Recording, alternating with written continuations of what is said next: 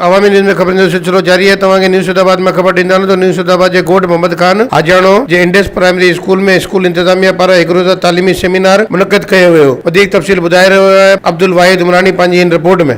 News Saidabad जे ॻोठ मोहम्मद खान हाजाणो जे Indus primary school में school इंतज़ामिया पारां हिकु रोज़ा तइलीमी सेमिनार 1940 ईस्वीअ में पाकिस्तान खे आज़ादी मिली जा 70 सालनि ताईं असीं आज़ाद आहियूं जे उनवान हेठि मुनक़िद कयो वियो।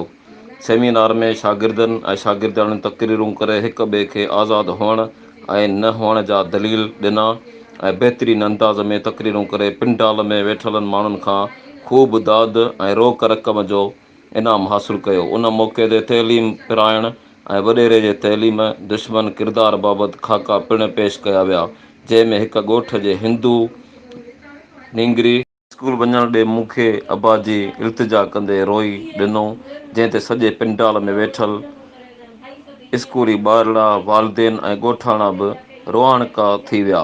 जॾहिं त सेमिनार में नैत बि पढ़िया विया। सेमिनार जी तक़रीब जो आगाज़ हम इस परचम के साए तले हम एक हैं ॿारड़नि ॻाए कयो वियो। सेमिनार जी तक़रीब जा महिमान ख़ासि सिंध एजुकेशन फाउंडेशन जे तावन सां इंटरनेशनल मेरूफ़ NGOs इंडस जे सरबराह अमीरुद्दीन अबड़ो, PP तहलके न्यूज़ सैदाबाद जो सदर हाजी अब्दुल गनी मेमण, इकरा इंस्टीट्यूट इंग्लिश जे सरबराह एडवोकेट हुसैन बख्श बादल रिंद, सर अयूब रिंद, मीर मुर्तज़ा मला, रोशन राहू, तइलीम सुधारक रहमतुल्लाह बलाल, सिविल सोसाइटी न्यूज़ सैदाबाद जे अॻुवान अब्दुल वाहिद उमरानी, सहाफ़ी वक़ार अहमद लाखो।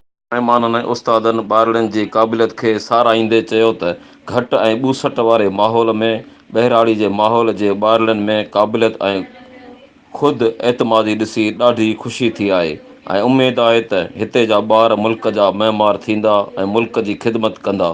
हिननि चयो त मुल्क में आज़ादी हुअण ऐं न हुअण जे उनवान ते तक़रीरूं कराइण सां ॿारड़नि में वधीक मालूमात पैदा थींदी। सेमिनार में बहितरीन तक़रीरी मुक़ाबिलो करणु, टेबलोज़ ऐं ख़ाका पेश कंदड़ शागिर्दनि ऐं शागिर्दाणियुनि खे रोक इनाम खां सवाइ शील्डूं, मेडल ऐं प्रोफार्मर्स जा सर्टिफिकेट पिणु ॾिना विया।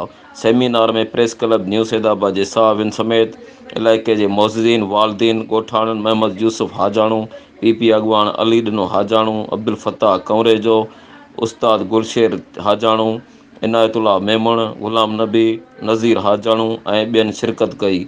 उन मौक़े ते PP तहलके न्यूज़ सैदाबाद जे सदर हाजी अब्दुल गनी मेमण स्कूल जे 50 ग़रीब शागिर्दनि खे मुफ़्त ड्रेसूं ॾियण जो ऐलान कयो ऐं उन मौक़े ते असदुल्ला ॾेथो पिणु 10 ड्रेसूं ॿारनि खे वठी ॾियण जो ऐलान कयो। अब्दुल वाहिद उमरानी, अवामी न्यूज़ सैदाबाद। वधीक ख़बरनि ऐं तफ़सील लाइ विज़िट कयो अवामी news Facebook page, YouTube page ऐं अवामी न्यूज़ वेबसाइट।